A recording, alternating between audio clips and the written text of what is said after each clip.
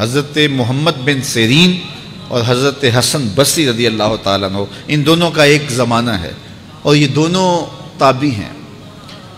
ان میں سے ایک کا وصال ہوا، انتقال ہوا، حضرت محمد بن سیرین کا وصال ہوا یا حضرت حسن بصری کا وصال ہوا، تو دوسرے تابعی جو ہیں ان کے جنازے کے لیے نہیں گئے۔ تو کسی نے ان کو پوچھا کہ آپ جنازے میں شامل نہیں ہوئے، تو انہوں نے کہا کہ میری نیت کا استحضار نہیں تھا۔ تو آج نیت کا استحضار تو دور کی بات ہے، ہماری نیت ہی دوسری ہوتی ہے، تو پھر اعمال خیر نہیں رہتے۔ تو یہ بنیادی چیز ہے۔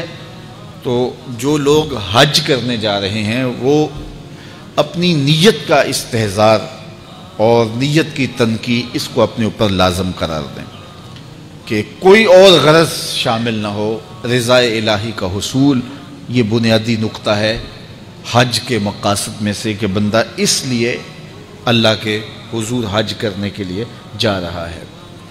تو حاجی تو وہ بن ہی جائے گا، خود بخود ہی ہو جائے گا۔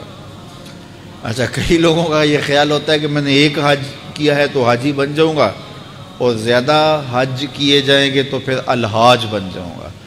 تو یہ ایک عوام کی غلط فہمی ہے۔ حاجی اور حاج ان دونوں کے اندر کوئی فرق نہیں ہے۔ حاجی بھی اس میں فاعل کا صیغہ ہے اور حاج بھی جو ہے وہ اسی معنی میں ہے۔ تو حاجی ہو یا حاج ہو، الحاج ہو، الحاج الف لام تو معرفہ کے لیے لگ گیا۔ تو اس سے یہ جو لوگوں کے اندر غلط فہمی ہے کہ حاجی ایک حج کرنے والے کو کہتے ہیں اور الحاج کئی جس نے حج کیے ہو، جس نے فلاں تو الحاج ہے، اس نے بہت سارے حج کیے ہیں۔ تو ایک حج کرنے والا بھی الحاج ہو سکتا ہے اور متعدد حج کرنے والا بھی حاجی ہے۔ جس طرح ایک نماز پڑھنے والا بھی نمازی کہلا لیتا ہے اور روز نماز پڑھتا ہے وہ بھی نمازی ہے، تو اس کے لیے کوئی الگ سے لفظ نہیں ہے۔ اور بعض لوگوں کا یہ خیال ہے کہ جو جمعۃ المبارک کے دن حج آئے وہ حج اکبر ہوتا ہے اور باقی شاید چھوٹے حج ہوتے ہیں۔ تو یہ بات بھی غلط فہمی پر مشتمل ہے۔ جمعۃ المبارک کے دن اگر کوئی حج آ جائے تو ظاہر ہے جمعہ کی برکتیں بھی ساتھ شامل ہو گئیں، لیکن حج اکبر یا حج اصغر کی یہ تقسیم نہیں ہے۔ عمرے کو حج اصغر کہا گیا ہے اور جو حج ہے اس کو حج اکبر کہا گیا ہے۔ تو ہر حج یہ حج اکبر ہی ہے اور حج اصغر العمرہ وہ عمرہ ہے۔ تو یہ دو غلط فہمیاں ہم دور کر لیں کہ ایک تو حاجی اور حاج میں کوئی فرق نہیں ہے، حاجی بھی اس میں فاعل کا صیغہ ہے اور حاج بھی اسی معنی میں ہے۔ تو اگر کسی کو یہ شوق ہو کہ میں نے زیادہ حج کیے تو میں الحاج کہلا لوں گا، تو وہ جناب ایک سے بھی لکھ سکتا ہے۔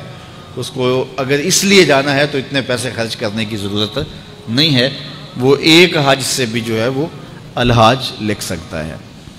تو یہ مقصد نہیں ہے کہ میں حاجی کہلاؤں یا الحاج کہلاؤں۔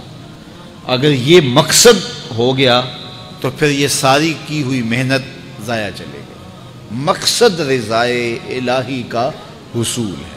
اللہ تعالیٰ جل شانہ یہ نصیب کرے، اور یہ حج کے بنیادی مقاصد میں سے ایک مقصد ہے کہ اللہ کی رضا کو حاصل کیا جائے۔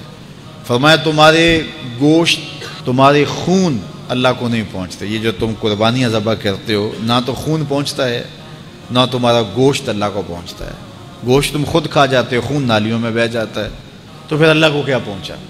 نہ تمہارا خون پہنچا، نہ تمہارا گوشت پہنچا، نہ تمہارا پوست پہنچا۔ فرمایا اللہ کو تمہارے دل کا تقویٰ پہنچتا ہے۔ تو یہ نیت کے فرق سے عمل ہوتا ہے، یہ بات ذہن میں رکھیے گا۔ ہجرت جیسا عمل کتنا بابرکت عمل تھا، کتنا خوبصورت وظیفہ تھا،